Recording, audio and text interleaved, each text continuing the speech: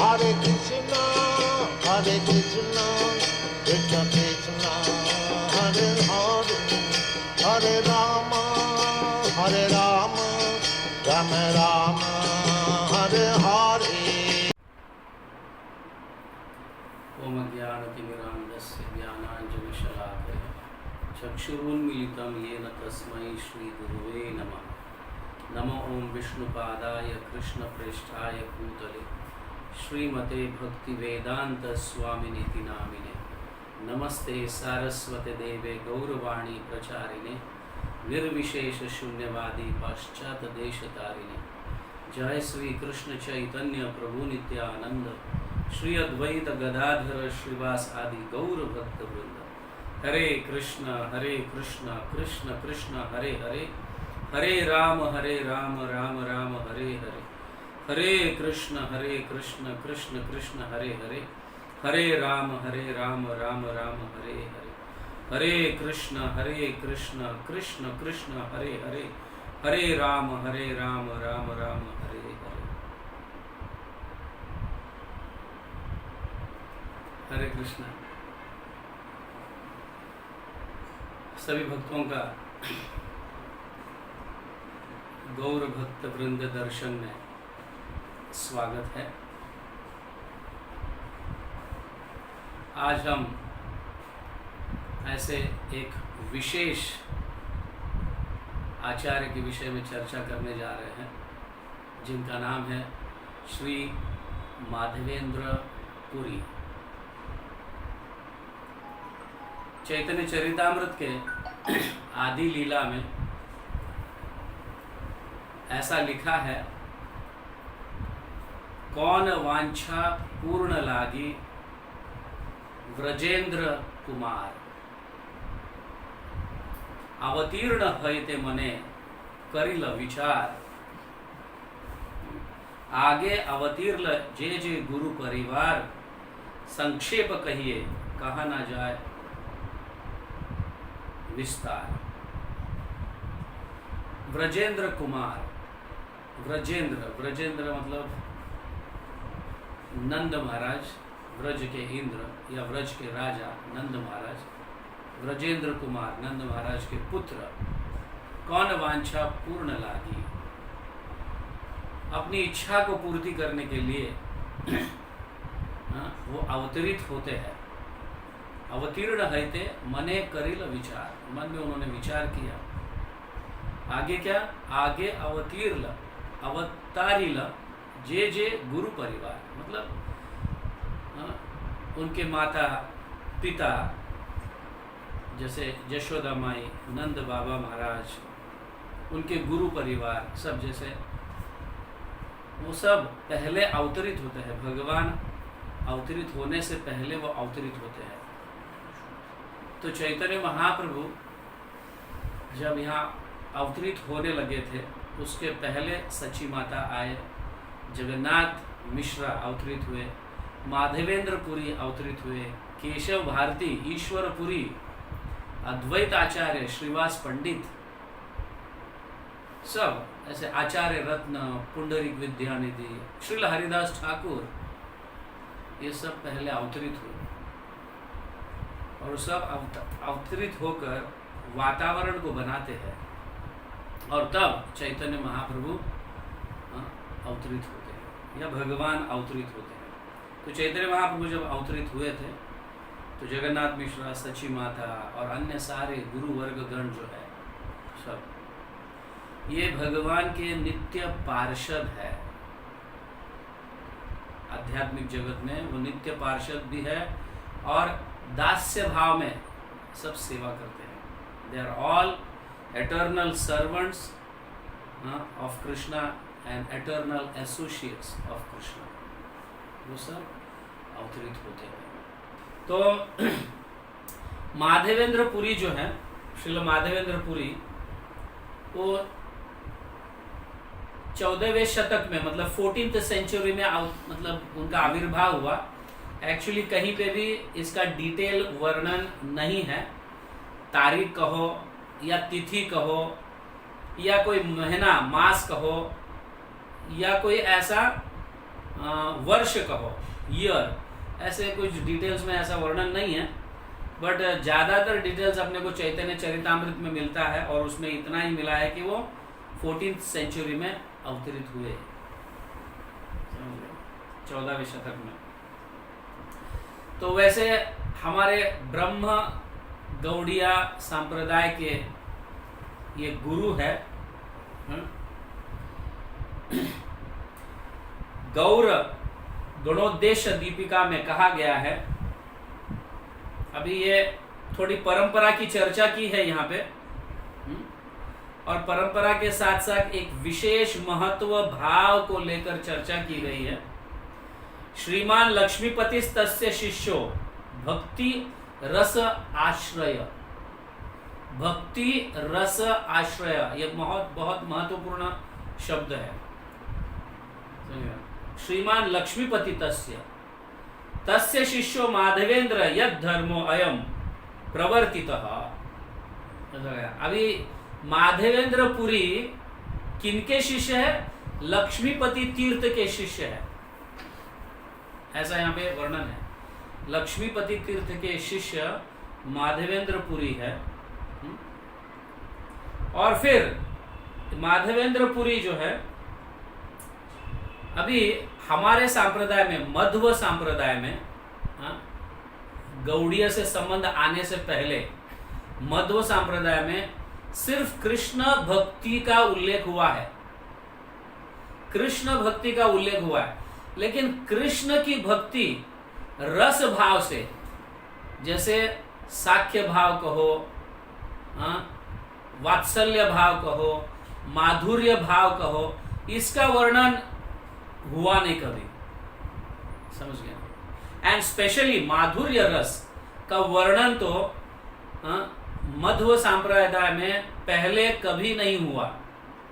इसका बीज, इस रस का, ऐसे प्रेममय भक्ति का बीज का आरोपण सबसे पहला माधवेंद्र पुरी ने किया। सबसे पहला माधवेंद्र पुरी प्रेम रस आस्वादन भक्ति में जो है, इसके बीज का आरोपण उन्होंने इस संप्रदाय में की है, समझ गए। तो आगे चलकर इसको ईश्वरपुरी अपनाते हैं। ईश्वराख्या पुरीम गौर उराधिकृते गौरवे जगत वयमस प्रकृता अप्रकृतमकम, ऐसा कहा गया। मतलब फिर माधवेंद्र पुरी से ईश्वरपुरी इस भाव को लिए, प्रेम रस का भाव जो है भक्ति में, इस भाव को लेकर फिर ईश्वरपुरी के माध्यम से अनेक भक्तों को, फिर बाद में चैतन्य महाप्रभु इसको लेकर पूरे ब्रह्मांड में, समझ गया, भौतिक जगत और आध्यात्मिक जगत में इसका प्रचार किया।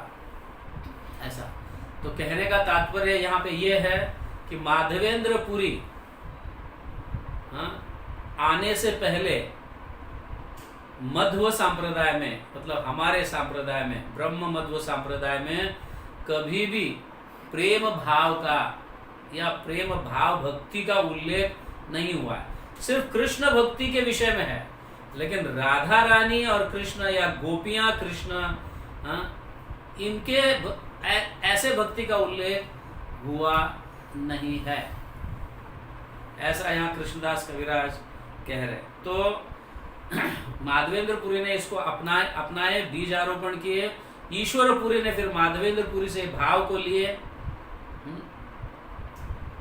और अद्वैत आचार्य जो है वो साख्य और दास्य भाव को उन्होंने माधवेंद्र पुरी से अपनाया। तो इसका अर्थ है गुरु में अनेक भाव होते हैं, उनमें से कोई भी एक भाव को शिष्य अपना कर आगे बढ़ सकता है। जैसे ईश्वरपुरी माधवेंद्र पुरी से कौन सा भाव लिए? माधुर्य भाव का रस आस्वादन उन्होंने किया। तो अद्वैत आचार्य ने फिर क्या किया? Moods of service, attitude and friendship, दास्य और साख्य भाव को अपनाए, ऐसा यहाँ पे वर्णन है।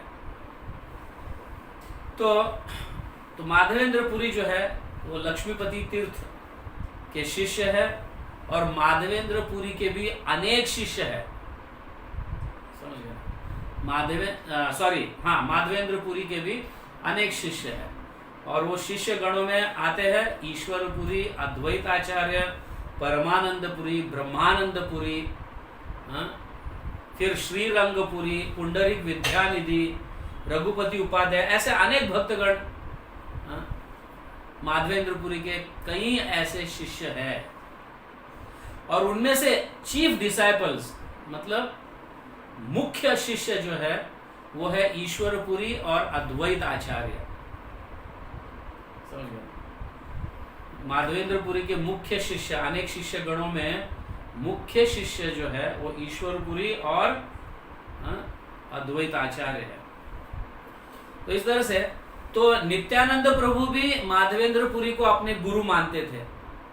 समझ गया? ऐसा वर्णन है, क्योंकि नित्यानंद प्रभु का और माधवेंद्रपुरी का संपर्क जो है, जब माधवेंद्रपुरी वेस्ट इंडिया में भ्रमण करते थे उस समय उनका संपर्क हुआ और दोनों के मिलन में एक अद्भुत मिलन, दोनों भी मतलब रोक नहीं सकते थे, इतने प्रेम भाव में ये हुए थे कि एक दूसरे के शरीर को अपने आंखों के आंसू से नहला रहे थे, इतना प्रेम भाव, इतना उन्मत्त हुआ था। तो तब से नित्यानंद प्रभु माधवेंद्रपुरी की बहुत सेवा की है और उनको अपना गुरु माने हैं। और कुछ लोग कहते हैं कि नित्यानंद प्रभु लक्ष्मीपति तीर्थ से भी दीक्षा लिए हैं, कुछ भक्तगण ऐसे भी बताते हैं, और कुछ भक्तगण नित्यानंद प्रभु माधवेंद्रपुरी के शिष्य हैं, ऐसे भी कहा गया है। तो हमारे भक्ति विनोद ठाकुर जो है माधवेंद्रपुरी के विषय में ये बताते हैं कि माधवेंद्रपुरी एक्सीलेंट सन्यासी थे, एक्सीलेंट सन्यासी थे। और उनके शिष्य के शिष्य चैतन्य महाप्रभु बने।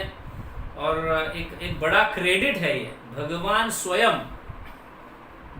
स्वयं ईश्वरपुरी को गुरु बनाए और ईश्वरपुरी के गुरु माधवेंद्रपुरी थे। तो इस परंपरा में आने के कारण तो ये परंपरा को बहुत ही इम्पोर्टेंस दिया गया है, क्योंकि भगवान स्वयं इस परंपरा को अपनाए हैं। किस लिए? ओनली बिकॉज ऑफ माधवेंद्रपुरी, क्योंकि माधवेंद्रपुरी ने श्रील माधवेंद्रपुरी ने प्रेम रस का बीज का आरोपण इस परंपरा में की है।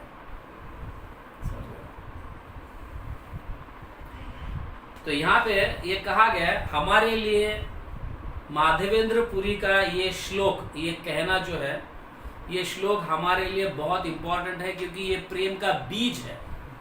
हमारे संप्रदाय में ये श्लोक जो है ये हमारे संप्रदाय का बीज है। बीज जो भाव को हमने अपनाया है, ये भाव आता कहाँ से है? तो ये श्लोक में से आता है, जो माधवेंद्रपुरी ने इस श्लोक को कहा है। क्या है? अयि दीन दयार्द्र नाथ हे मथुरा नाथ कदावलोक्य से हृदयम त्वद अलोक कातरम दैत ब्राह्मेति किम करोमि अहम। इस तरह से ये श्लोक का हम डिटेल्स में वर्णन करेंगे, बट ये श्लोक ध्यान में रखिए, note down this is very important verse जो है चैतन्य चरितामृत के मध्य लीला में चौथा अध्याय का 197 वर्स है ये। हम सब गौड़ीय वैष्णवों को ये श्लोक बाय हार्ट होना चाहिए, क्योंकि हमारा यही भाव है। हमारा भजन, हमारा साधना हम जो कर रहे हैं, इसी भाव में हमें करना चाहिए, क्योंकि चैतन्य महाप्रभु भी इसी भाव में 24 आवर्स रहते थे। ये भाव, इसका डिटेल्स में हम वर्णन करते हैं आगे। तो कहने का तात्पर्य मेरा यही है, चैतन्य चरितामृत के मध्य लीला के चौथे अध्याय का 197 वर्स, ये हमारे भक्ति का बीज है। और हमारे गौड़ीय वैष्णवज में प्रत्येक भक्त को ये श्लोक, अगर सपोज बाय हार्ट भी नहीं होता है, तो ये श्लोक का मीनिंग हमें पता होना चाहिए। तो इस श्लोक का डिटेल्स मीनिंग हम आगे समझते हैं। तो भक्ति सिद्धांत सरस्वती ठाकुर भी हमारे जो है श्रील प्रभुपाद के गुरुदेव, भक्ति वेदांत स्वामी प्रभुपाद के गुरुदेव श्रील भक्ति सिद्धांत सरस्वती ठाकुर भी यही कहते हैं कि Madhavendra Puri is the seed, हमारे कल्प वृक्ष जो है, डिजायर ट्री, भक्ति लता बीज जो है, भक्ति लता का बीज ये जो है ये माधवेंद्र पुरी है। प्रेम भक्ति लता का बीज जो है ये माधवेंद्र पुरी है। और वो स्वयं भी यहाँ पे कह रहे हैं प्रायर टू हिज अपीयरेंस, मतलब prior to Madhavendra Puri's appearance there was no sign of conjugal mood of devotion in the Madhva line, कहा जा रहा है इन द मध्व लाइन, मतलब मध्व संप्रदाय, हमारा जो संप्रदाय उसके उस संप्रदाय में माधवेंद्र पुरी आने से पहले कॉन्जुगल लव मतलब प्रेम, माधुर्य प्रेम जो है, ऐसे प्रेम का रस का आस्वादन पहले नहीं किया गया, सिर्फ कृष्ण भक्ति करते थे। Okay, alone Krishna was worshipped but not with Radha,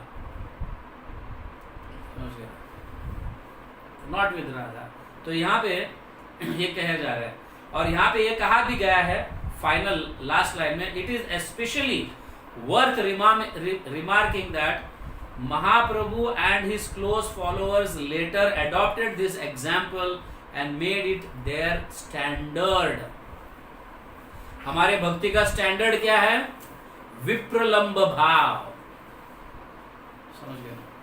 माधुर्य रस में विप्रलंब भाव, ये जो श्लोक है ये विप्रलंब भाव दर्शाता है।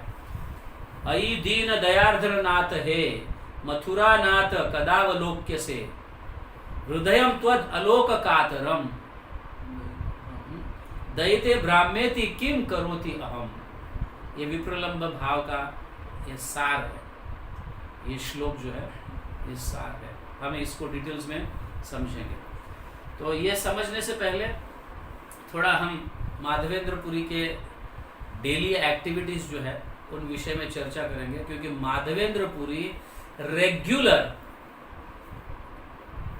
भ्रमण करते थे, पूरे भारत भर सारे तीर्थों का उन्होंने दर्शन किया, सारे तीर्थों का दर्शन किया, उनका जीवन इसी में गया, हर हमेशा भ्रमण करते थे, विरक्त सन्यासी थे, समझ गए ना? कोई देने आता है तभी वो खाते थे, कोई देकर जाता है तभी वो खाते थे, वरना तो वो भूखे ही रहते थे, समझ गए? कभी कभी तो कई दिनों तक, कई हफ्तों तक उपवास करते थे, पानी लेकर अपना जीवन का निर्वाह करते थे, इतने विरक्त थे माधव। और ऑफ कोर्स मतलब रहेंगे भी, उसका कारण यह है क्योंकि वो प्रेम में उन्माद थे, समझिए, प्रेम में पागल थे। यहाँ पे कहा गया है कि उनको तो ये भान भी नहीं होता था कि ये दिन है क्या रात है। मैं फेवरेबल जगह में आया हूं क्या अनफेवरेबल जगह में आया हूं, ये उनको भान ही नहीं रहता, होश ही नहीं रहता था, इतना उन्माद। जब भी काले घने बादलों को देखते थे तो तुरंत ही कृष्णा का स्मरण होता था और बेहोश गिर जाते थे। तो इस तरह से उन्होंने पूरे भारत में भ्रमण किया, और ज्यादातर उनका समय जो बीता है वो वृंदावन में और ओडिशा में बीता, जगन्नाथपुरी, नवद्वीप और वृंदावन, यहाँ पे मतलब सॉरी नवद्वीप नहीं, जगन्नाथपुरी और वृंदावन में उनका ज्यादातर जीवन वहां पे व्यतीत हुआ। तो एक बार वो वृंदावन आए, वृंदावन आने के बाद फिर वृंदावन में भ्रमण करने लगे, और गोवर्धन परिक्रमा पूरा हो जाने के बाद, गोवर्धन परिक्रमा होने के बाद वो गोविंद कुंड के पास आते हैं। गोविंद कुंड के पास आकर गोविंद कुंड में स्नान करते हैं, थके हुए रहते हैं, स्नान कर कर फिर उस गोविंद कुंड के पास जो पेड़ है वहां पे वो पेड़ के नीचे बैठकर आराम करते हैं, आराम करते रहते हैं। हम कई बार जब भी वृंदावन गोवर्धन परिक्रमा करते हैं, खास करके इसी पेड़ के नीचे हम बैठते हैं और माधवेंद्र पुरी का स्मरण करते हैं। कई भक्त जो वृंदावन यात्रा में आ चुके हैं वो सब जानते हैं कि हम इस पेड़ के नीचे बैठकर स्पेशली माधवेंद्र पुरी का और गोपाल जी का जो प्राकट्य स्थली है या उनके विषय में हम यहाँ पे बैठकर डिस्कस करते हैं, चर्चा करते हैं हर साल। तो जब माधवेंद्र पुरी वहां पे उस पेड़ के नीचे बैठे थे तो उतने में एक छोटे से ग्वाला जो गैया चराते हैं वो आते हैं और दूध का लोटा देते हैं। बाबा ये दूध ले लो, हमें पता चला है कि आप कई दिनों से खाए नहीं हैं, आप भूखे हैं। इस तरह की भक्ति क्यों करते हो आप? क्यों आप खुद जाकर माधुकरी क्यों नहीं मांगते हैं, मांग कर क्यों नहीं खाते? तो जब ये कहने लगता है वो बालक, तो उनके सौंदर्य को और उनके रूप को देखकर माधवेंद्र पुरी भूख और प्यास भूल जाते हैं। भूख और प्यास भूल जाते हैं माधवेंद्र पुरी, और वो कहने लगते हैं तुम्हें कैसे पता मैं कई दिनों से खाया नहीं हूं?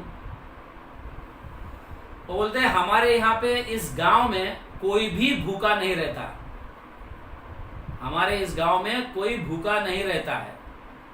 तो यहाँ पे कई स्त्रियां पानी भरने के लिए आती हैं और वो देखे हैं कि आपको भ्रमण करते हुए कि आप कभी किसी को मांगते नहीं और खाते नहीं हो, देते हैं तभी आप खा लेते हो, सामने से कोई आकर देता है तभी आप खा लेते हो।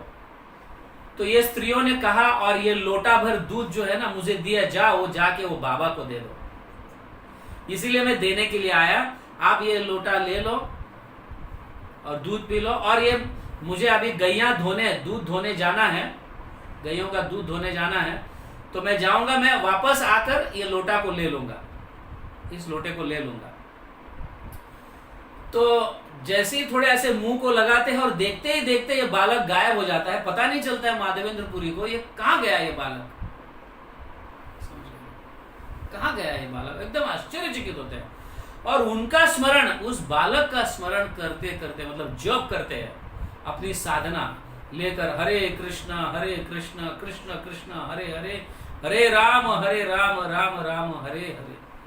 हाँ, ये जप करने बैठ जाते हैं। ये संध्या का समय होता है। हाँ, तो उस बालक का मतलब दूध तो पी लेते हैं लेकिन उस बालक का राह देखते देखते बैठ जाते हैं, लेकिन ये बालक आता ही नहीं है और रात हो जाती है, ऐसे ही उनको थोड़ा नींद लग जाता है। तो उस नींद में ये बालक सपने में आता है, यही बालक सपने में आते हैं। और ये कौन है ये बालक? ये स्वयं कृष्ण गोपाल, ये स्वयं गोपाल कृष्ण है। तो इस सपने में माधवेंद्र पुरी, श्रील माधवेंद्र पुरी के हाथ पकड़कर ले जाते हैं। चलो मैं तुम्हें एक जगह दिखाता हूँ। हाथ पकड़कर ले जाते हैं, बहुत सारे पेड़, एकदम घना जंगल जैसा दिखता रहता है ये बहुत पेड़ों से भरा हुआ ऐसा। और अंदर ले जाते, अंदर लेकर कहते हैं, ये बालक कहते हैं कि मैं जो है यहाँ पे रहता हूँ, ये मेरा रहने का स्थान है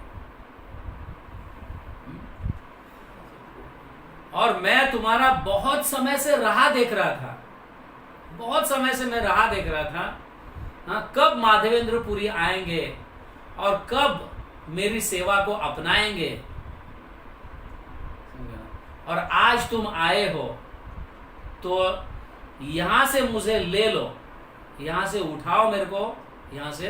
वो दिखाते हैं, वहां पे बड़ा विग्रह होता है, बहुत बड़ा, मतलब करीबन 4 फुट का ऐसा विग्रह होता है, 3-4 फुट का ऐसा विग्रह होता है, बहुत सुंदर बाल गोपाल विग्रह, जिसको आज हम नाथद्वारा में श्रीनाथ जी के नाम से जानते हैं। नाथद्वारा में श्रीनाथ जी के नाम से हम उन्हें जानते हैं। ये विग्रह माधवेंद्र पुरी को मिला था वहां पे। स्वयं कृष्ण हाथ पकड़कर ले जाते हैं सपने में, वो स्थली को दिखाते हैं वहां पे, और वो कहते हैं इस विग्रह की आप गोवर्धन पर्वत के ऊपर स्थापना कीजिए और मेरे लिए एक सुंदर मंदिर बनाइए। ऐसा वो कहते हैं, सुंदर मंदिर बनाए। तुरंत ही माधवेंद्रपुरी अपने नींद में से जाग जाते हैं, सपना टूट जाता है और उस समय तो रात हुई रहती है। तो दूसरे दिन तुरंत सारे गांव वालों को इकट्ठा करते हैं और चलो मेरे साथ, और कई ब्रिजवासियों को ले जाते हैं और वहां से उस विग्रह को निकालते हैं जो भगवान स्वयं सपने में दिखाए थे, समझ गए ना। और उसी दिशा से, सपने में जो दिशा दिखाई गई थी, उसी दिशा से माधवेंद्रपुरी सभी भक्तगणों को ले जाते हैं और उसके दर्शन कराते हैं। और उस विग्रह को भगवान स्वयं कहते हैं सपने में कि मुझे एकदम ठंडे पानी से नहलाइए और साफ कर कर मेरी स्थापना कीजिए। और अनेक अनेक घड़ों से ठंडे पानी से नहलाकर पंचगव्य स्नान कराते हैं और फिर ऊपर गोवर्धन पर्वत पर इनकी स्थापना करते हैं। और इस स्थापना का बड़ा अद्भुत वर्णन है जो हम यहाँ पे, ऐसा वर्णन यहाँ पे नहीं कर सकते। इसके लिए आपको चैतन्य चरितामृत का मध्य लीला का 4था अध्याय पढ़ना पड़ेगा। चैतन्य चरितामृत मध्य लीला का 4था अध्याय, जहाँ पे माधवेंद्रपुरी का वर्णन है, वहाँ पे बहुत सुंदर वर्णन है। जिनको भी विग्रह की स्थापना करनी है तो वो विग्रह की स्थापना करने की जो तैयारी है वहाँ पे दी गई है।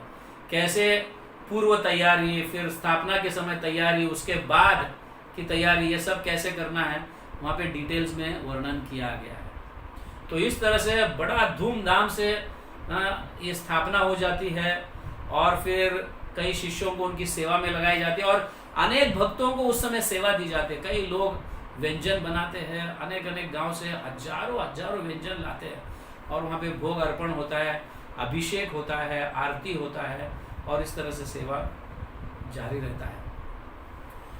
तो माधवेंद्रपुरी 2 शिष्यों को दीक्षा देकर फिर वहाँ पे सेवा में लगाते हैं और 2 साल के उपरांत यही गोपाल वापस सपने में आते हैं, समझ गए। यही गोपाल 2 साल के बाद वापस माधवेंद्रपुरी के सपने में आते हैं।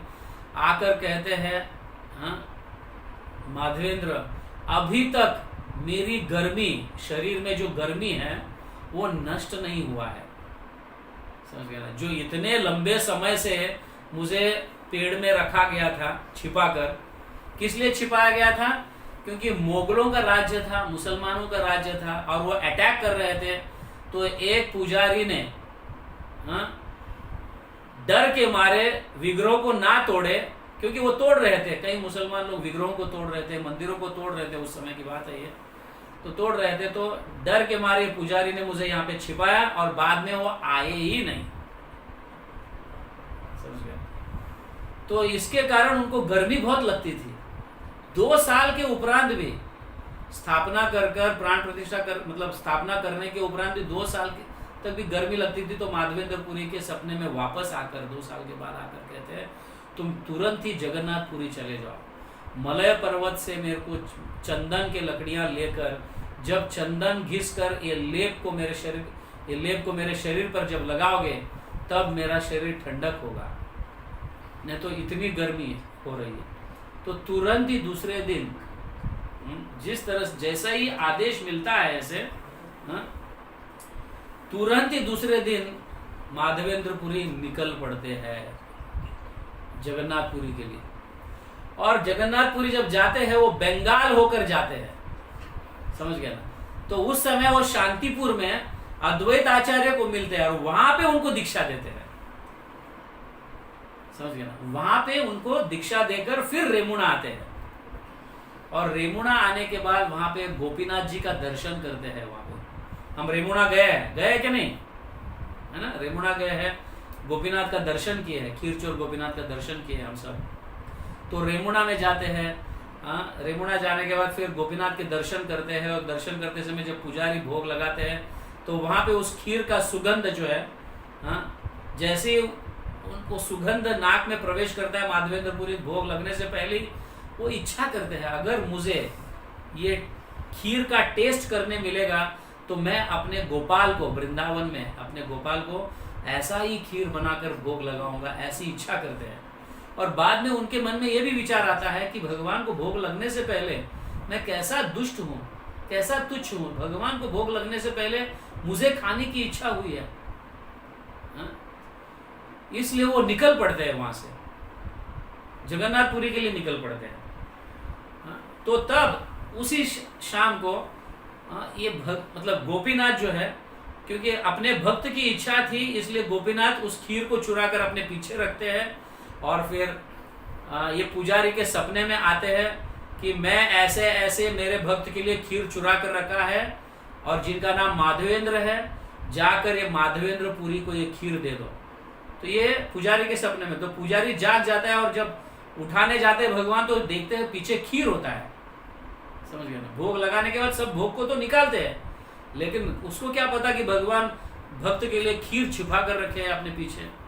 तो जब पुजारी जाता है और देखता है खीर, तो कितना भाग्यशाली ये भक्त होंगे कि जिनके लिए भगवान खीर चुरा कर रखे हैं। तो जाते हैं गांव में जाते हैं, कौन है माधवेंद्रपुरी, कौन है माधवेंद्रपुरी, इस तरह से चिल्ला कर कहते। तो जब माधवेंद्रपुरी के पास आते हैं तो बोलते हाँ मैं हूं माधवेंद्रपुरी, क्या बात है? बोलते भगवान ने तुम्हारे लिए खीर चोरा है। तो इतने मतलब प्रेम के इसके अंदर डूब जाते हैं कि भगवान ने मेरे लिए चोरा, मैं जस्ट इच्छा की थी कि मेरे गोपाल को मैं ऐसा भोग बनाकर लगाऊं, ऐसा स्वादिष्ट खीर जो सुगंध उनके नाकों में प्रवेश किया था। तो ये इच्छा की थी, तो भगवान ने मेरे लिए खीर चुराया। तो बहुत मतलब हृदय में इतना भगवान के प्रति इतना प्रेम ये हो जाता है कि मेरे लिए ये कार्य किए हैं, तो रोने लगते हैं। तो उस खीर को खाते हैं और फिर जगन्नाथपुरी चल बसते हैं। जगन्नाथपुरी जाकर फिर राजा से मिलते हैं, जगन्नाथ जी के, जगन्नाथ बलदेव सुभद्रा माई के दर्शन लेते हैं, राजा से मिलते हैं।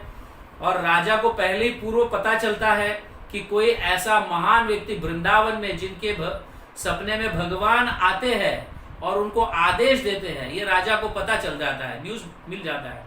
तो जैसे माधवेंद्रपुरी आते हैं और मलय पर्वत से चंदन की बात करते हैं, तो राजा स्वयं अपने सेवकों को लगाते हैं, जाओ चंदन लेके आओ।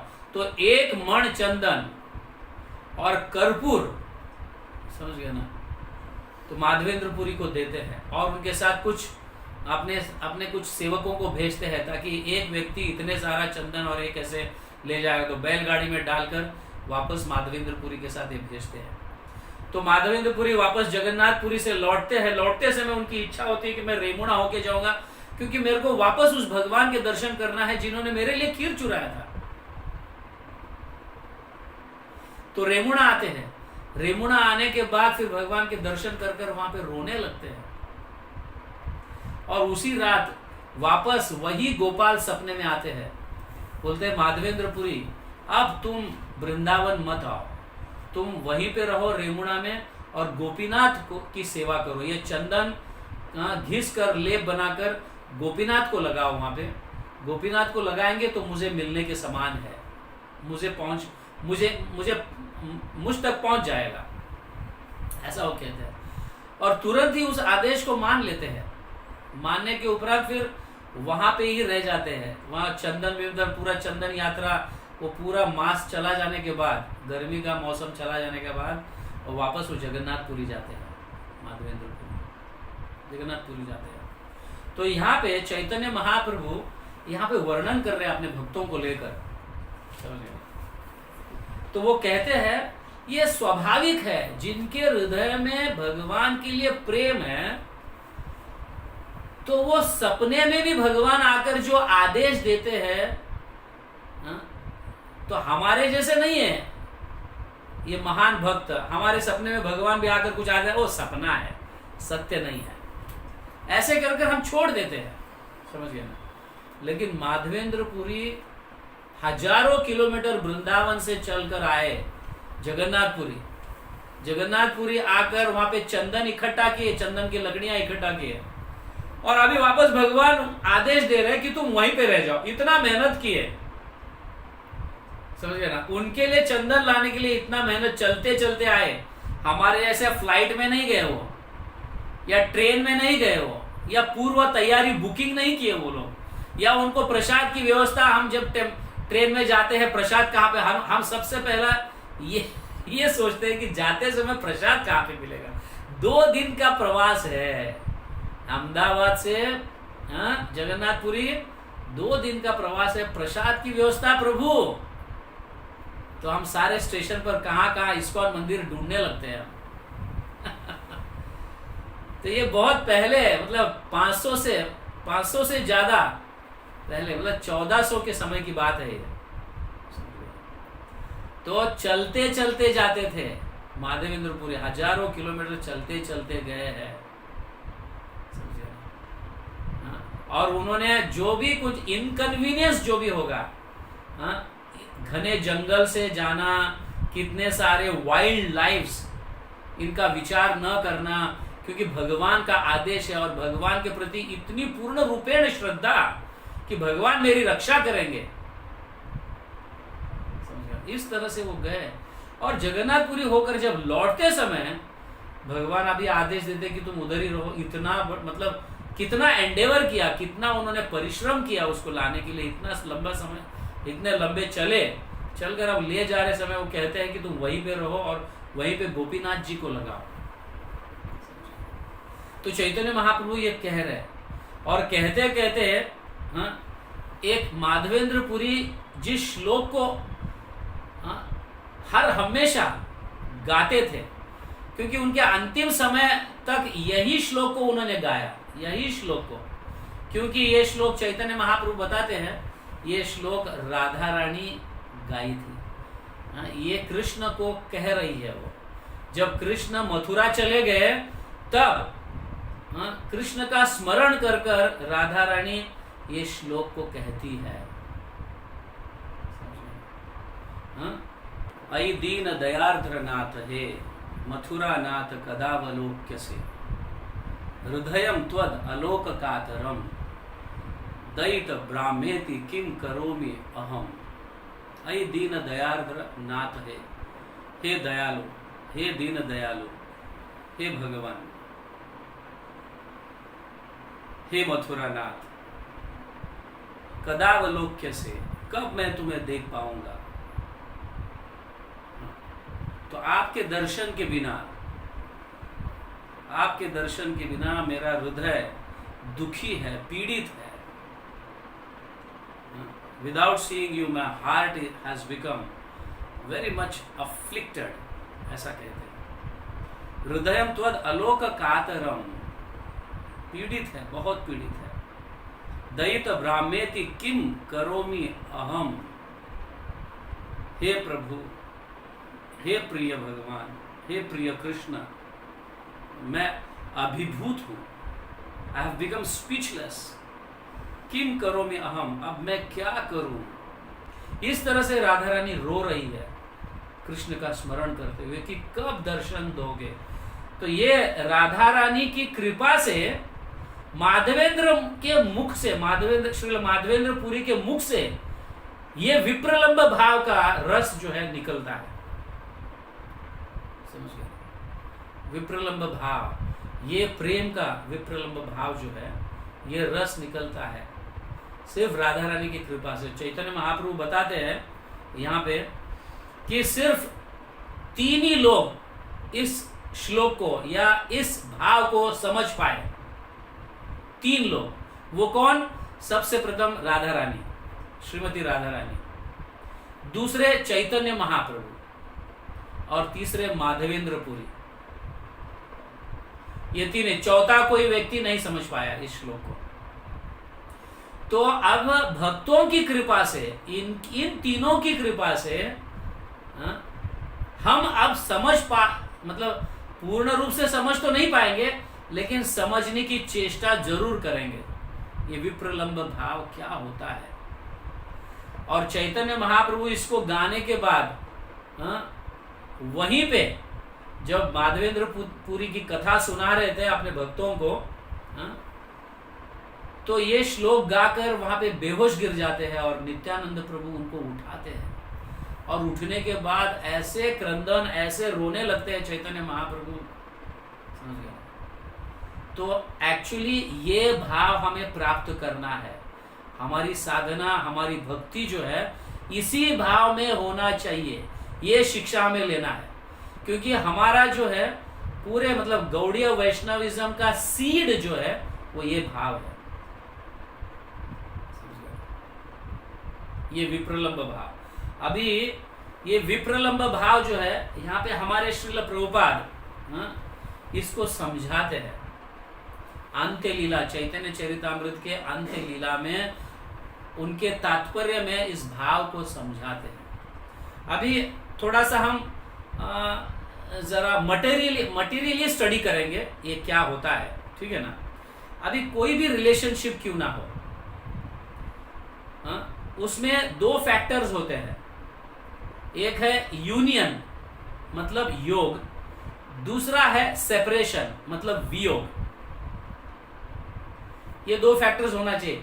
कोई भी रिलेशन हेल्दी अगर उसे टिका कर रखना है तो ये दोनों चीजें होना चाहिए, योग भी होना चाहिए, वियोग भी होना चाहिए। That means there should be separation and also union.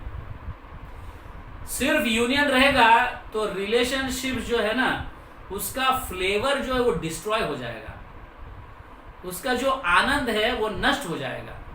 इसीलिए कायम का यूनियन या कायम का सेपरेशन से रिलेशंस डिस्ट्रॉय हो जाते हैं, उसमें स्वीटनेस नहीं आता है या उसका कीमत पता नहीं चलता है। समझिए,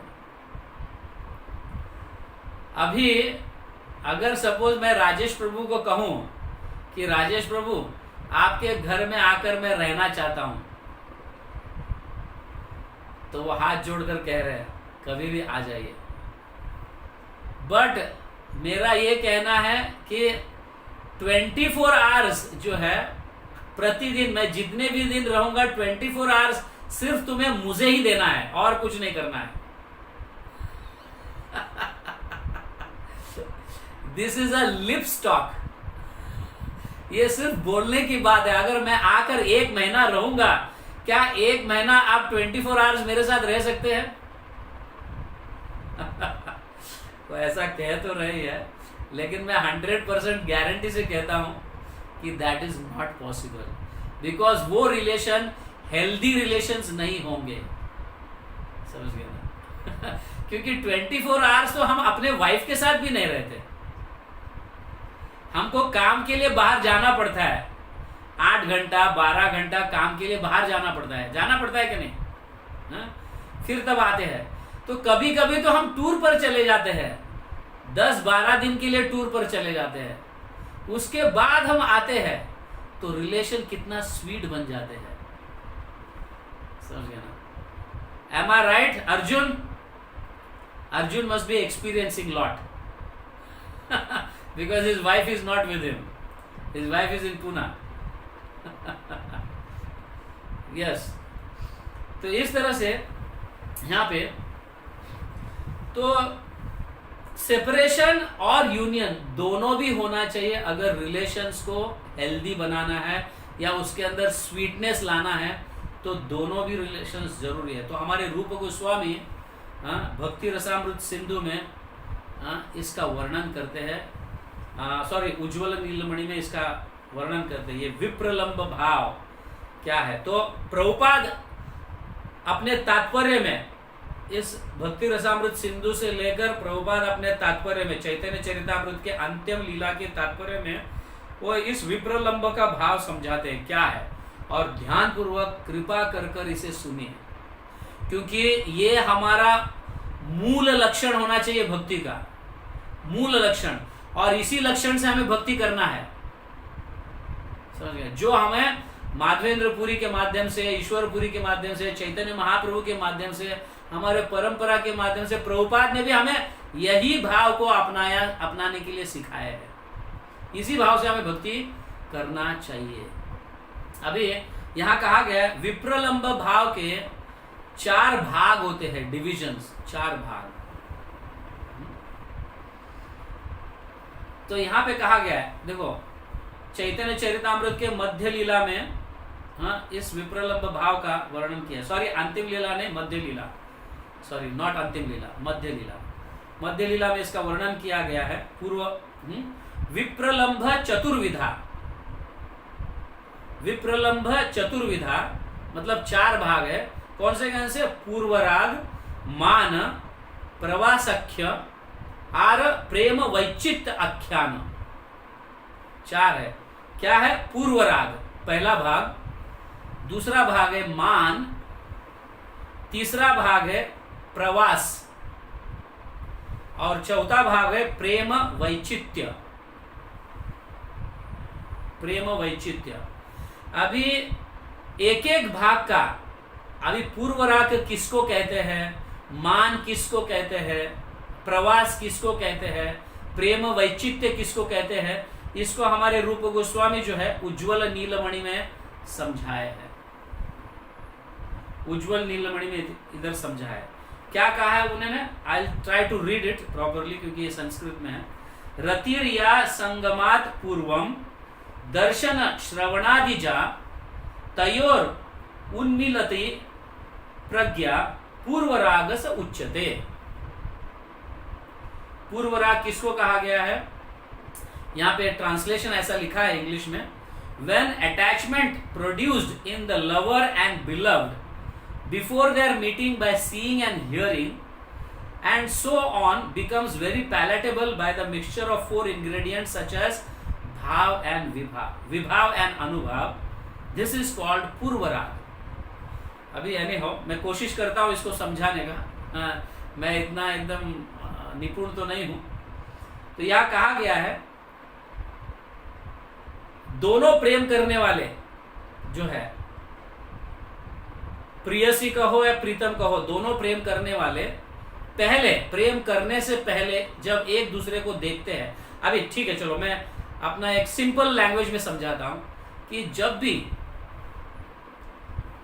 कोई लड़का स्कूल में कहो या कॉलेज में कहो पहली बार किसी के प्रति आकर्षित हो रहा है, वो लड़का लड़की से कहो या लड़की लड़के से कहो आकर्षित हो रहा है, दोनों भी एक दूसरे के प्रति हो रहे हैं, लेकिन हमारा समाज ऐसा है कि उनके हृदय को तुरंत ही, इट इज नॉट पॉसिबल कि हम पहली बार जैसे हम आकर्षित हो गए उस व्यक्ति के प्रति और उसी समय अपने हृदय को खोलकर नहीं बताते अपन, है ना।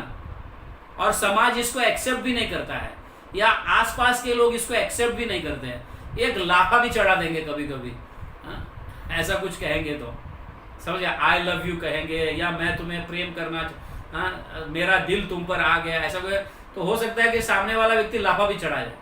तो दोनों के हृदय में एक हिडन अट्रैक्शन है, बट डर है उसके अंदर कि अब मैं कैसे कहूं, होता है कि नहीं है ना। Yes, this is what happens. तो हम समाज के भय से या आसपास के लोगों के कारण हम अपने हृदय में वो अट्रैक्शन हिडन रखते हैं, अंदर ही रखते हैं, एक दूसरे के प्रति अट्रैक्शन है लेकिन बोल नहीं पाते। और ऐसा कभी कभी तो फ्रेंडली रिलेशंस भी होते हैं और एक दूसरे से प्रेम करते हैं लेकिन एक दूसरे से कभी बताते नहीं है, ऐसे कई किस्से हो चुके हैं। अंदर से हृदय से अभी बताऊंगा तो शायद नाराज हो जाएगी और मुझसे बात भी नहीं करेगी, या बताऊंगी तो ये व्यक्ति नाराज हो जाएगा और मुझसे बात करना बंद कर देगा। इस डर के कारण हम कभी कभी बताते भी नहीं, तो ऐसा पूरा जीवन चला जाता है, फिर उसका भी ब्याह होता है और इधर इसका भी ब्याह हो जाता है समझ गया ना। तो ये हिडन अट्रैक्शन जो है, हिडन अट्रैक्शन समाज के डर के कारण, समझ गया, समाज के डर के कारण हिडन अट्रैक्शन जो है। तो कभी कभी हम तीसरे व्यक्ति का लाभ लेते हैं कि कोई व्यक्ति आ जाए और मेरे बारे में उसको बताए या उसके बारे में मुझे बताए। एक व्यक्ति को मीडिएटर ढूंढते हैं हम और बातचीत करना चाहते हैं, तो इसके प्रति मतलब इस तरह से हमारा प्रेम स्थापित हो, है कि नहीं। तो इसको कहा गया पूर्वराग, मतलब प्रेम होने से पहले का जो अट्रैक्शन है इसको पूर्वराग। प्रेम होने से मतलब या मिलकर बात करना या मतलब तिरछे नजरों से देखना या हर हमेशा उस व्यक्ति के प्रति ध्यान रहना, कहाँ जाते हैं, कैसे रहते हैं, क्या नहीं, हर हमेशा देखते रहते हैं। तो ये एक प्रकार का ये विप्रलंब भाव का एक भाग है, इसे पूर्व राग कहा गया। अभी समझ में आ रहा है आपको? पूर्व राग समझ में आया सबको? Yes, the hidden attraction, but in the heart there is a fear, that is why we cannot display it, या फिर हम बोल नहीं सकते उनको। दिस इज पूर्व राग। तो आगे जो है मान के विषय में कहा गया है, दाम्पत्योर भाव एकत्र सतोर अपि अनुरक्त रक्तयो स्वाभिष्टाश्लेष विक्षादि निरोधी मान उच्यते, ऐसा कहा गया। तो क्या कहा गया? Maan is a word used to indicate the mood of a lover and a beloved experienced whether they are in one place or in different places. This mood abstracts their looking at each other and embracing each other despite the fact that they are attached to each other. अभी देखो यहाँ पे there is separation, मान का अर्थ है there is separation and union. अभी मुझे बताओ यहाँ पे जो भी कपल्स है, कितने लोगों के घर में अपने पत्नी के साथ कहो या अपने पति के साथ झगड़ा नहीं हुआ है? ऐसा है कोई लोग?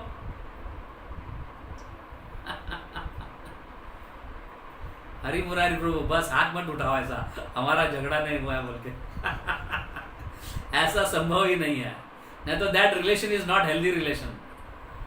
ये मैं नहीं समझा रहा हूं, रूप गोस्वामी समझा रहे हैं, समझ गया ना? सो वहां पे होना ही चाहिए, समझ गया? और उसके कारण हम कई दिनों तक बात नहीं करते, समझ गया ना? कुछ दिनों तक बात नहीं करते। तो इसको मान कहा गया। मान, वो आके मुझे बात करे, या मतलब पत्नी कहती है ऐसा या पति भी ऐसा, दोनों भी ऐसे ही सोचते रहते हैं, वो पहले बात करे तब मैं, तो इसे मान कहा गया है। M I right Rajesh Prabhu? Yes. सो इसे मान कहा गया है। तो मैं जस्ट मतलब आई एम ट्राइंग, मुझे पता नहीं कि मैं कोशिश कर रहा हूँ इसको समझकर समझाने का कोशिश कर रहा हूँ मैं, जो लिखा गया है वैसे। सो इसको मान कहा गया है।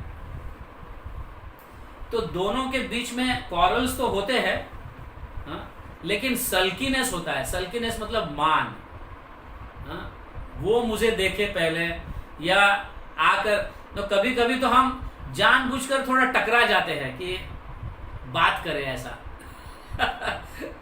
एक दूसरे से थोड़ा टकरा जाते हैं ऐसे, एक ही दरवाजे से जब दोनों जन आने लगते हैं तो थोड़ा ऐसा धक्का लगाते हैं, ठीक से चलो ना, ऐसा बोलते हैं, या कुछ भी वो बात करे कम से कम, समझ गया ना? इसको मान कहा गया है, सल्की मूड। लेकिन दोनों के अंदर तो है ही, बात तो करना है, समझे? दोनों के अंदर है, लेकिन ये मूड मान जो है ना, ये मान रोक कर रखता है। पहले वो बात करे मैं करूंगा, फिर पहले वो बात करे फिर मैं करूंगी, ऐसी बात, समझ गया ना? तो इसको मान कहा गया। तो आगे जो है प्रवास का यहां पे कहा गया, पूर्व संगतयोर यूनोर भवेत देशांतराद्भि व्यवधानम तु यत् प्रज्ञा सर्व प्रवास इतिर्यते।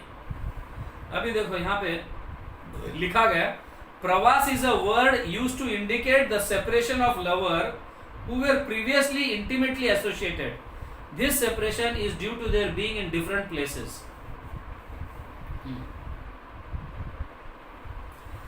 अभी क्वारल होने के बाद या घर पे झगड़ा होने के बाद कभी कभी बीवी मैके जाकर रहती है 15 दिन के लिए। देखे मेरे बिना कैसा चलता है घर, और वो भी कहते हैं हाँ जा तू, मैं चला कर दिखाऊंगा। Am I right, Naveen Prabhu? Nathan Prabhu, is it okay? समझ में नहीं आ रहा है? हाँ? तो ऐसे कॉरल्स, ऐसे झगड़ा होने के बाद, हाँ, तो वहां पे रहकर पत्नी अपने मैके में रहकर, पति अपने घर में रहकर एक दूसरे का स्मरण करते रहते हैं। समझ गया ना? और कुछ दिनों के बाद इतना प्रेम उमड़ आता है कि अब आएगी तो अच्छा रहेगा, आएगी तो अच्छा रहेगा। और कभी कभी पत्नी सोचना अभी जाऊंगी तो अच्छा रहेगा। तो ये प्रवास को कभी कभी सुदूर प्रवास भी कहा जाता है। सुदूर प्रवास मतलब लंबे समय तक। जैसे कृष्ण मथुरा चले गए, वापस नहीं आए, इसको सुदूर प्रवास कहा गया है। समझ गए? सुदूर मतलब दूर गए और लंबे समय तक, सुदूर प्रवास, लंबे समय तक मिलने नहीं आए, सुदूर प्रवास कहा गया। तो प्रवास उच्चते मतलब अभी कभी कभी हम ऑफिस के काम से 10-15 दिन के लिए टूर में रहते हैं या कहीं मिलने के लिए गांव जाते हैं, तो इस तरह का इसे प्रवास कहा गया है। सुदूर प्रवास मतलब लंबे समय के लिए। हाँ? कभी कभी बिछो भी हो जाता है। समझ गए ना? तो इस तरह से जैसे जैसे कृष्ण मतलब और गोपियां या फिर वॉट एवर ब्रिजवासीज और कृष्ण मथुरा चले गए, मथुरा से वापस नहीं है, वहां से द्वारका में ब्याह भी कर लिया, सारे ब्रिजवासीज को यहाँ पे छोड़ दिया। ऐसा इसे सुदूर प्रवास। दो प्रकार प्रवास, एक साधारण एक प्रवास 2-3 दिन के लिए, और एक सुदूर मतलब लंबे समय के लिए, कभी वापस आए ही नहीं, ऐसे सुदूर प्रवास। और तीसरा है प्रेम वैचित्यम। तो उसका डेफिनेशन यहाँ पे दिया गया, प्रियस्य सन्निकर्षे अपि प्रेमोत्कर्ष स्वभावतः या विशेष धीयार्थिस्तत् प्रेम वैचित्यम उच्यते। अभी यहाँ प्रेम वैचित्य is a word used to indicate an abundance of love that brings about grief from fear of separation although the lover is present। अभी प्रेम वैचित्य मतलब एक तो आप समझिए कि बहुत लंबे समय के बाद दो मिल रहे हैं, the beloved and the lover, दो मिल रहे हैं, और उस समय मिलने के बाद एक प्रकार का डर उत्पन्न होता है कि वापस बिछड़ ना जाए। समझ गया? हालांकि सामने है व्यक्ति, लेकिन वापस जाने का डर। ऐसा तो जैसे उदाहरण के लिए अभी मैं बताता हूं, एक बार ऐसे हुआ था कि राधा और कृष्ण दोनों एकांत में सीक्रेट प्लेस में बैठे थे। दोनों सीक्रेट प्लेस में बैठे थे और सीक्रेट बातें कर रहे थे। लेकिन उनका एक भक्त जो है प्रिय नर्म सखा बोल के, मधुमंगल, प्रिय नर्म सखा, एकदम dear friend, very dear friend, जिनके लिए वो कुछ भी कर सकते हैं। तो मधुमंगल जो है कृष्ण के एकदम वेरी डियर फ्रेंड, जिनको प्रिय नर्म सखा कहा गया है, वो गार्ड करते रहते हैं। जब ये दोनों एकांत में बैठे रहते हैं, राधा और कृष्ण, वो बाहर गार्ड करते रहते हैं, कोई आए नहीं। तो उतने में क्या होता है कि एक बम्बल बी जो है, मधुमक्खी जो है, आकर डिस्टर्ब करते रहता है राधा रानी को। राधा रानी बहुत डिस्टर्ब हो जाती है, ये बीच में बू करते, कौन आया है ये? मधुमक्खी बीच में आ जाती है, तो ये एक दूसरे को देखते रहते हैं, प्रेम करते रहते हैं। तो ये मधुमक्खी बीच में आकर डिस्टर्ब करता है। राधा रानी को बिल्कुल पसंद नहीं था। तो मधुमंगल तुरंत ही आ जाता है, ये डिस्टर्बेंस को देखकर तुरंत ही आता है और उस मधुमक्खी को भगा देता है। भगाने के बाद कहते हैं मधुसूदन चला गया, मधुसूदन चला गया। अभी मधुमक्खी को भी मधुसूदन कहा गया है, और मधुसूदन कृष्ण का भी नाम है। मधु मतलब हनी, मध, सूदन मतलब सक करने वाला, जिसको पीने वाला, मधु को अपनाने वाला, इसको मधुसूदन कहा गया है। तो जब मधुमंगल मधुसूदन को मैंने भगा दिया, मधुसूदन चला गया, ऐसा बोलने के बाद राधा रानी ये सुनकर भय के कारण वहीं पे बेहोश गिरती है, हालांकि कृष्ण सामने ही बैठे हैं। कृष्ण क्या है, सामने ही बैठे हैं और कृष्ण को ही देख रही है। लेकिन यहां मधुमंगल, मैंने मधुसूदन को भगा दिया, मधुसूदन चला गया, कहने उसको ऐसे लगता है कि कृष्ण चला गया, मेरे कृष्ण चले गए, ऐसे राधा रानी को लगता है और उसके कारण तुरंत रोने लगती है। समझ गए? ये अगर हम बरसाना जाएंगे तो ये स्थली का दर्शन हम कर सकते हैं, उसको प्रेम सरोवर कहा गया है। तो राधा रानी के जो प्रेम के कारण जो आंख में से आंसू बहे, उसका सरोवर है वो, उस आंसुओं से बना हुआ सरोवर, उसे प्रेम सरोवर कहा गया है। तो यहाँ पे ये लीला घटी थी। तो कहने का तात्पर्य अपना लवर या बिलव्ड सामने होते हुए भी एक प्रकार का डर कि वापस वियोग ना हो, इसे प्रेम वैचित्य कहा गया। तो ये 4 भाग है विप्रलंब के, समझ गया? ये विप्रलंब के ये 4 भाग है, विप्रलंब भाग है। तो एक तो देखो, आप जब भी राधा रानी प्रकट हुए और कृष्ण प्रकट हुए तो दोनों अलग अलग जगह, हाँ, कृष्ण गोकुल में थे तो राधा रानी कहाँ थी, रावल में। तो पहले ही यहाँ पे सेपरेशन पहले से ही है कि नहीं? फिर बाद में पहली बार जब मिलते हैं अट्रैक्शन होने लगता है। तो इस तरह से ये विप्रलंब भाव जो है, मतलब सेपरेशन एंड यूनियन। विप्रलंब भाव मतलब योग भी है और वियोग भी, ये दोनों होने चाहिए। तो खास करके यहाँ पे रूप गोस्वामी जो है चैतन्य मनोभीष्टम, जो चैतन्य महाप्रभु मतलब कृष्ण के मन को जानते हैं, इसलिए रूप गोस्वामी को चैतन्य मनोभीष्टम कहा गया। तो वो कृष्ण के हृदय को जानते हैं, कृष्ण को क्या पसंद है वो जानते हैं। और कृष्ण को क्या पसंद है, वियोग, सेपरेशन ज्यादा पसंद है। समझे? कृष्ण को सेपरेशन ज्यादा पसंद है। क्यों? क्योंकि कृष्ण स्वयं कहते हैं, ऐसे रूप गोस्वामी लिखते हैं। कृष्ण क्या कह रहे हैं, स्वयं कृष्ण कह रहे हैं, जब मैं राधा रानी से दूर रहता हूं, या मतलब गोपियों से दूर रहता हूं, मुझे हर जगह हर समय गोपियां सामने दिखती है। हालांकि जब मैं योग में होता हूं, गोपियों के सामने होता हूं, तो उसी समय के लिए और उसी जगह, एक ही जगह मैं राधा को देखता हूं। आप समझ रहे इसको? आपको समझ में आ रहा है इसको? हाँ? जब राधा रानी कृष्ण के सामने, कृष्ण ऐसा कह रहे हैं, मुझे सेपरेशन ज्यादा पसंद है, मतलब वियोग ज्यादा अच्छा लगता है। क्यों? क्योंकि जब मैं राधा रानी के साथ बैठता हूं तो राधा रानी जहां पे बैठी है वहीं पे राधा रानी मेरे को दिखती है, और जब मैं दूर चला जाता हूं, राधा रानी से वियोग हो जाता हूं, तो हर जगह मेरे को राधा रानी दिखने लगती है। और हर क्षण, एक क्षण नहीं, हर क्षण 24 आवर्स। तो this is called when there is internal separation, when there is external separation, there is internal union, and when there is external union, there is internal separation. आप समझ रहे हैं? अभी मैं आपको एक बात बताता हूं, हमारे बॉलीवुड में 2 प्रकार के गाने होते हैं। हर साल हजारों गाने गाए जाते हैं, फिल्म में गाते हैं कि नहीं? एक गाने दो भागों में विभाग किया गया है। एक है प्रेम के गाने और एक है बिछड़ने के गाने।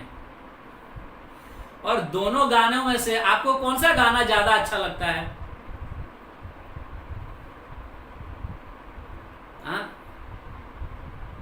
प्रीतम प्रेमिका से बिछड़ा हुआ गाना कितना अच्छा लगता है। हालांकि दोनों एक दूसरे के साथ नाच रहे गा रहे, वो इतना अच्छा नहीं लगता है जितना रोते रोते एक दूसरे के सेपरेशन में गा रहे, है कि नहीं? इवन मटेरियल में भी अगर देखा जाए, separation has lot of value. समझ गए? Separation has lot of value. हम उसी को ज्यादा पसंद करते हैं, और उसके उपरांत जो योग होता है, that is very sweetness, that is very sweet. इसीलिए कृष्ण सेपरेशन, विप्रलंब भाव को पसंद करते हैं, सेपरेशन को पसंद करते हैं। ये कृष्ण स्वयं कह रहे हैं, ऐसे रूप गोस्वामी बताते हैं उज्ज्वल नीलमणि में, स्वयं बताते कि what I like is, I like separation from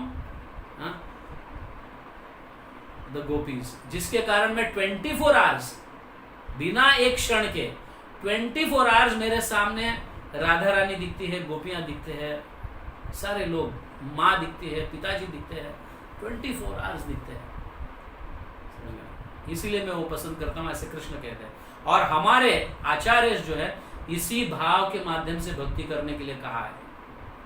और ये भाव किसने दिया है हमें? किसने दिया है? माधवेंद्र पुरी। और ये कहां से आया ये भाव? ये भाव माधवेंद्र पुरी ने जो ये गाया है ना, अयि दीन दयार्द्र नाथ हे मथुरा नाथ कदावलोक्य से हृदयम त्वद अलोक कातरम दयित ब्राह्मेति किम करोमि अहम, अयि दीन दयार्द्र नाथ है। राधा रानी स्वयं ये गा रही है, समझे? तो ये गाना जो है या ये श्लोक जो है, ऐसा कहा गया है, चैतन्य महाप्रभु कहते हैं सारे पोएट्रीज को, जितने भी अभी तक जितने भी भजन हुए हैं, जितने भी गान गाए गए हैं, बड़े बड़े क्या बोलते हैं, ज्ञानी लोग कहो, बड़े बड़े भक्त लोग कहो, कितने भी भगवान की स्तुति की है, वो सभी स्तुतियों का ये शिरोमणि है। ये स्तुति जो राधा रानी कृष्ण के प्रति ऐसे कह रही है, अब मैं क्या करूं, मेरा हृदय पूरा पीड़ित हो गया है, आप ही बताओ मैं क्या करूं, तुम्हारे बिना तो मैं जी नहीं सकती, कब तुम मुझे दर्शन दोगे? और हमारे माधवेंद्र पुरी जो है अपने अंतिम समय में इसी वर्ष को एवरी टाइम 24 आवर्स इसी वर्ष को गाते थे, समझिए, माधवेंद्र पुरी। और इसी श्लोक को गाते गाते वो अपने शरीर को त्यागते हैं। आप सोचिए कि चैतन्य महाप्रभु इस श्लोक को इतना इंपॉर्टेंस दिए हैं, और इसी के आधार पर हमारा विप्रलंब भाव भक्ति जो है, in the mood of separation, Krishna के प्रति सेपरेशन जो है, तो ये भाव हमारा होना चाहिए। हमारे सारे आचार्य ये कह रहे हैं, खास करके चैतन्य महाप्रभु ये कह रहे हैं, समझ गए, चैतन्य महाप्रभु ये कह रहे हैं।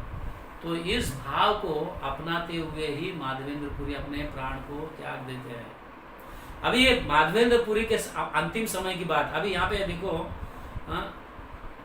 अभी ये जो लीला हो रही है, माधवेंद्र पुरी के दो शिष्य है यहाँ पे जो हर हमेशा रहे हैं, एक है रामचंद्र पुरी और दूसरे है ईश्वर पुरी।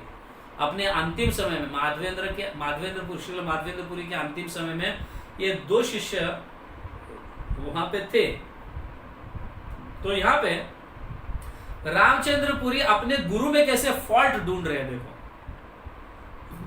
जिसको माधवेंद्र पुरी त्याग देते हैं, ऐसे शिष्य का क्या मतलब है, समझ गया? तो माधवेंद्र पुरी अपने अंतिम समय में ये श्लोक को गाकर रो रहे थे कि हे कृष्ण, तुम मुझे कब दर्शन दोगे, तुम मुझे कब दर्शन दोगे? मैं तुम्हारे दर्शन नहीं कर पाया, ये पूरा आयु मैंने भक्ति की, लेकिन मैं आपका दर्शन नहीं कर पाया, कृपा कर कर मुझे दर्शन दिया। ऐसे कंटिन्यूअस 24 आवर्स उनके आंख में से पानी निकलता था। और रामचंद्र पुरी कहते हैं कि आप क्यों हर हमेशा रोते रहते हो, आप ब्रह्म हो, आप इसका ज्ञान है आपको, आप ब्रह्म हो, तो आप रोने का क्या है इसमें? तो तब माधवेंद्र पुरी रामचंद्र पुरी को इतना डांटते हैं, नीच पापी कहेगा, तू अभी मेरे नजर से दूर हो जा, तू वापस कभी मुझे मुंह मत दिखा। अरे मैं भगवान का दर्शन नहीं हुआ इसलिए मैं रो रहा हूं, और तू मुझे कहता है रोना नहीं चाहिए, ऐसा तू कितना पापी है, ये है बोलकर डांट कर उसको निकालते हो, अपने कृपा को समेट लेते हैं उसके पास से, और वो कृपाहीन हो जाता है। रामचंद्र पुरी कृपाहीन हो जाते हैं। और उसके उपरांत जब गुरु ने उनकी कृपा ले लिया वापस उनसे, उसके उपरांत वो इतने अपराध करने लगते हैं, हर हमेशा दूसरे भक्तों में फॉल्ट ही मतलब ढूंढते रहते हैं, दुर्गुण ही ढूंढते रहते हैं हर हमेशा। तो देखो, गुरु की कृपा जब वापस समेट लेते हैं गुरु अपने शिष्य के पास से कृपा समेट लेते हैं, तो शिष्य की दशा एकदम गतिहीन हो जाती है। और उसी के एकदम ऑपोजिट ईश्वरपुरी जो है, ऐसी सेवा करते हैं अपने गुरु की, अंतिम समय में वो उठ नहीं पाते हैं, खा नहीं पाते हैं, और उठकर अपना मतलब मल मूत्र त्याग नहीं सकते थे, तो वहीं पे उसी जगह त्यागते थे मल और मूत्र। ईश्वरपुरी वो मल को साफ करते थे, मूत्र को साफ करते थे, उनको नहलाते थे, इस तरह से वो सेवा करते थे ईश्वरपुरी। और उनको इतना कृपा प्राप्त हुआ ईश्वरपुरी को, माधवेंद्रपुरी ने आशीर्वाद दे दिया उनको, समझ गए ना, दोनों हाथ रखकर उनके सर पर आशीर्वाद देते हैं माधवेंद्रपुरी ईश्वरपुरी को, कि तुम अपने भाव में स्थित हो जाओ और इसी भाव का प्रचार हो। तो श्रील माधवेंद्रपुरी के इसी भाव को श्रील ईश्वरपुरी धारण करते हैं, और श्रील ईश्वरपुरी के इस भाव को चैतन्य महाप्रभु धारण करते हैं, और इस परंपरा में हमें ये भाव ही प्राप्त होता है, in the mood of separation.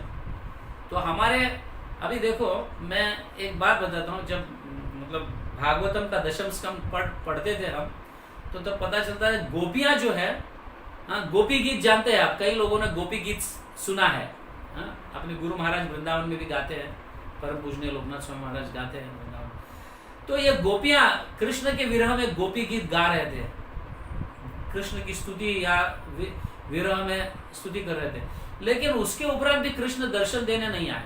लेकिन जब गोपियां एक मतलब गोपी गीत को बंद कर रोने लगी, समझ गए ना, क्रंदन करने लगी कंटिन्यूअसली, दर्शन कब दोगे कृष्णा, हमें दर्शन कब दोगे, कितना समय हो गया, रोने लगते हैं कंटिन्यूअसली। जैसे एक माँ का बच्चा बिछड़ जाता है तो माँ कैसे रोती है, समझ गए ना, ऐसा। तो इस तरह से गोपियां रोने लगते, तब कृष्ण दर्शन देते। मतलब हमें रोना चाहिए। हमारे मतलब मेरे शिक्षा गुरु जो है गौर गोविंद महाराज भी ऐसे कहते हैं, if you want to see Krishna you have to cry for Krishna. Yes, हमारा भाव ही रोने का है, समझ गए ना। लेकिन ये ट्रांसडेंटल रोना जो है इतना आनंदमय है, समझ गए ना। हम भौतिक जगत में रोते हैं तो दुखी हो जाते हैं, लेकिन ये ट्रांसडेंटल रोना या आध्यात्मिक रोना, भगवान के लिए रोना, ये आनंदित है, आनंद करता है हमें ये रोना। इसीलिए चैतन्य महाप्रभु ने इस भाव को मतलब इस भाव का प्रचार किया है, जो राधा रानी का भाव है, और वो भी ऐसे समय का। कौन से समय का? जब कृष्ण मथुरा छोड़ के चले गए, वहाँ से द्वारका गए और गोपियों को मिलने वृंदावन आए नहीं। तो ये जो भाव है, इस भाव में जो कृष्ण का स्मरण कर रहे हैं राधा रानी, उस भाव से हमारी साधना होनी चाहिए, हमारी ये होनी चाहिए।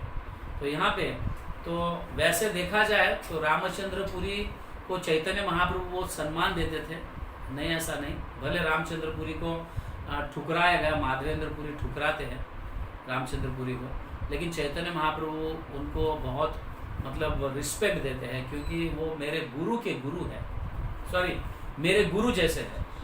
तो ईश्वरपुरी चैतन्य महाप्रभु के गुरु है, और ईश्वरपुरी के गुरु भाई है रामचंद्रपुरी। तो उस शिष्य को गुरु के गुरु भाई गुरु के समान ही है, तो रिस्पेक्ट देते थे। बट यहाँ पे कहा गया है कि हमें ये दोष नहीं देखना चाहिए रामचंद्रपुरी में, क्योंकि ये सिर्फ सिखाने के लिए, क्योंकि रामचंद्रपुरी ने भी भगवान के दर्शन किए हैं, चैतन्य महाप्रभु के दर्शन किए।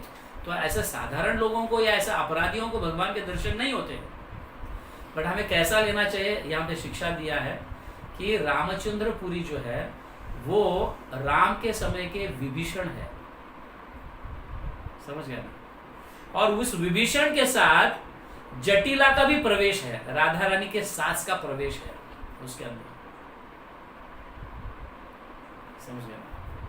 और वो प्रवेश जटिला का, राधा रानी के सास का प्रवेश होने के कारण रामचंद्रपुरी में ये भाव आया है दूसरों में दोष देखने का, बट ये हमको सिखाने के लिए है। हालांकि हम रामचंद्रपुरी को दोष नहीं दे सकते, क्योंकि वो सिखाने के लिए ये दृश्य हुआ है, ये लीला हुई है। हम सीखना चाहिए कि ऐसे जरूरी नहीं कि एक गुरु के सारे शिष्य इक्वल लेवल पर रहे और एक गुरु के सारे मतलब एक गुरु अपने सारे शिष्यों पर इक्वल कृपा करे, ऐसे जरूरी नहीं है। जो गुरु के भाव को 100% अपनाता है और उस तरह से सेवा करता है, तब गुरु की पूर्णतया कृपा उस शिष्य पर जाती है, तब तक कृपा नहीं जाती है। तो ये रामचंद्रपुरी और ईश्वरपुरी से हमें ये शिक्षा लेनी चाहिए। ये बहुत महत्वपूर्ण शिक्षा है, समझ गया ना। तो रामचंद्रपुरी को हम दोष नहीं दे सकते, लेकिन हम अपने में दोष देखकर ये सीखना चाहिए कि मुझ में तो ये गुण नहीं है। अपने गुरु में दोष देखना, अन्य भक्तों में दोष देखना, समझ गया ना, इस तरह से अपराध करना ये ठीक नहीं। ये हमें ये सिखा रहा है। तो माधवेंद्रपुरी ये सिखाते हैं कि गुरु, एक ही गुरु के सारे शिष्य एक जैसे नहीं होते और उनके ऊपर भी एक जैसी कृपा नहीं बरसती गुरु की। इट डिपेंड्स ऑन वो कैसी सेवा करते हैं, गुरु के प्रति कितना उनका भाव है, कितने गुरु के भाव को अपनाते हैं और अपना प्रयास करते हैं, एंडेवर करते हैं, मेहनत करते हैं उस गुरु के वाणी को पकड़कर। कितना लगाव है गुरु के उस वाणी को, इसके ऊपर गुरु की कृपा निर्भर है, समझ गए। तो ये बहुत ज़रूरी है अपने को गुरु के कृपा को, मतलब गुरु के वाणी को अच्छी तरह से सुनकर उस भाव को अपने में लाना और उसके माध्यम से अपनी सेवा जारी रखना और जारी रखकर गुरु की पूर्ण कृपा को प्राप्त करना, जैसे श्रील प्रभुपाद ने किया था। प्रभुपाद अपने गुरु को सिर्फ 2 या 3 बार ही मिले थे। भक्ति वेदांत स्वामी प्रभुपाद जो है, भक्ति सिद्धांत महाराज को 2 या 3 ही बार मिले थे। उतने में उन्होंने उस गुरु मतलब अपने गुरु के वाणी को अपने हृदय में बसा लिया था और उसके लिए मेहनत किया उन्होंने। तो तब जाकर उस गुरु की पूर्ण कृपा प्रभुपाद को प्राप्त हुई और प्रभुपाद पूरे जग भर प्रचार कर पाए, अपने गुरु के वाणी का प्रचार कर पाए। ये बहुत महत्वपूर्ण है। तो इस तरह से माधवेंद्रपुरी का जो डिसअपियरेंस है, मतलब उनका तिरोभाव है, कभी हुआ शुक्ल द्वादशी फाल्गुन महीने में। शुक्ल पक्ष का द्वादशी फाल्गुन महीने में माधवेंद्रपुरी अपने देह को त्याग कर भगवान की सेवा में नित्य लीला में प्रवेश किए। और रेमुणा में उनकी समाधि है। जब भी हम खीरचोर गोपीनाथ का दर्शन करने जाते हैं तो हम उसी के मतलब एक 100 मीटर्स के दूरी पर वहाँ पे माधवेंद्रपुरी की समाधि है। वहाँ पे सेवा इतनी अच्छी तरह से नहीं चल रही है, हम गए थे, पर एक वृद्ध व्यक्ति है, वो सेवा करते हैं। लेकिन हमें ये ध्यान रखना चाहिए कि हमारा तो ये बीज है। माधवेंद्रपुरी हमारे लिए तो अत्यंत, हमारे परंपरा में सबसे मुख्य कोई आचार्य है तो वो माधवेंद्रपुरी है, जिनके कारण हमें प्रेम भक्ति प्राप्त हुआ, खास करके माधुर्य भाव प्राप्त हुआ।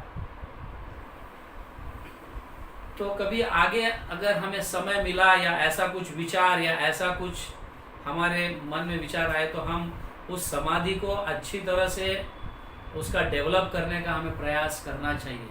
रेमुणा में अभी समाधि ठीक दशा में नहीं है। वैसे तो एक्चुअली देखा जाए तो कहीं भीड़ होना चाहिए वहाँ पे, क्योंकि वो बहुत महत्वपूर्ण वो क्या बोलते हैं स्थली है हमारे लिए। बट वहाँ पे बहुत कभी तो एक बार कुछ भक्त जाते हैं, दर्शन लेते हैं, आते हैं, तो हमें उसका कुछ करना चाहिए, ये सोचने जैसी बात है।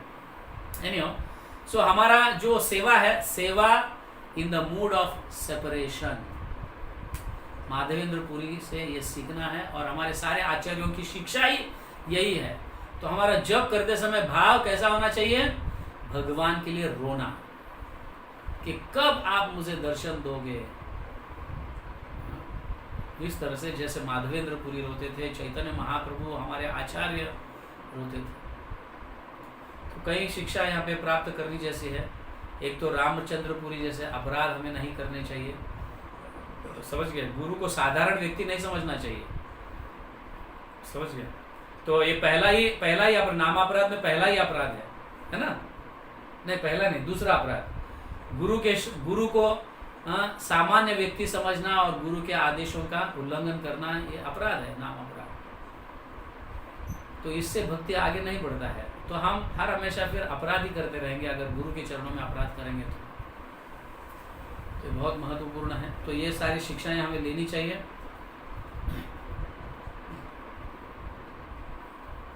तो पहली शिक्षा है ये कि गुरु के आदेश का पालन विदाउट एनी डाउट्स करना चाहिए। जैसे माधवेंद्र पुरी के सपने में भगवान आकर आदेश दिए तो तुरंत ही माधवेंद्र पुरी इतना उल्लास होकर, मतलब क्या बोलते हैं, उत्साह से उन्होंने उस सेवा में भाग लिया।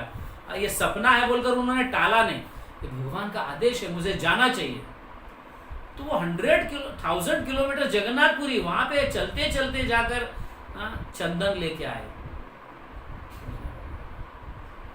ये पहली शिक्षा कि सेवा मतलब गुरु के आदेश या भगवान के आदेशों का उल्लंघन नहीं करना चाहिए, तुरंत ही उत्साहपूर्वक उस सेवा को अपनाना चाहिए।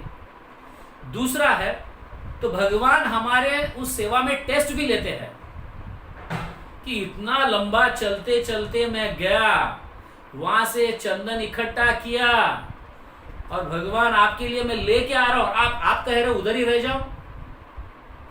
नहीं, आपके सपने को मैं ये साकार नहीं होने दूंगा। मैं तो आऊंगा वृंदावन और गोपाल को ही मैं चंदन लगाऊंगा। है ना? ऐसा हो सकता है हम में, लेकिन माधवेंद्र पुरी जो है उसको अपनाए। इतना मेहनत करने के बाद भी गोपाल एक बार आकर कहे कि तुम वहीं पे रहो रेमुणा में, गोपीनाथ को ही चंदन घिस कर लगाओ उसका लेप, तो मुझ तक पहुंच जाएगा। तो स्व खुशी से उन्होंने वहां पे सेवा की। तो ऐसा परीक्षा भगवान लेते भी है, इट इज अ टेस्ट। तो गुरु कभी कभी ऐसे टेस्ट लेते हैं, तो उनके आदेशों का उल्लंघन नहीं होना चाहिए, ये समझ। और तीसरा हमने विप्रलंब भाव क्या है ये सीखा। सबको समझ में आया विप्रलंब भाव? हाँ, 4 भाग है। कौन से भाग? कौन से भाग है? 4 भाग। पूर्वराग, मान, प्रवास और प्रेम वैचित्य। ये 4 भाग से, ये 4 भाग विप्रलंब भाव के भाग है। और ये इसका मिश्रण ही विप्रलंब है। और यही भाव से हमें भगवान की भक्ति करना है। ये हमारे आचार्यों का आदेश, कहना, इंस्ट्रक्शंस, उपदेश, वट एवर इट इज, हमें उसका पालन करना है। Is it okay? Srila Madhavendra Puri की जय, चैतन्य महाप्रभु की जय, विप्रलंब भाव की जय, जगत गुरु श्रील प्रभुपाद की जय, गौर प्रेमानंदे हरि हरि गौर, श्री गोपाल जी की जय। Hare Krishna. Thank you very much.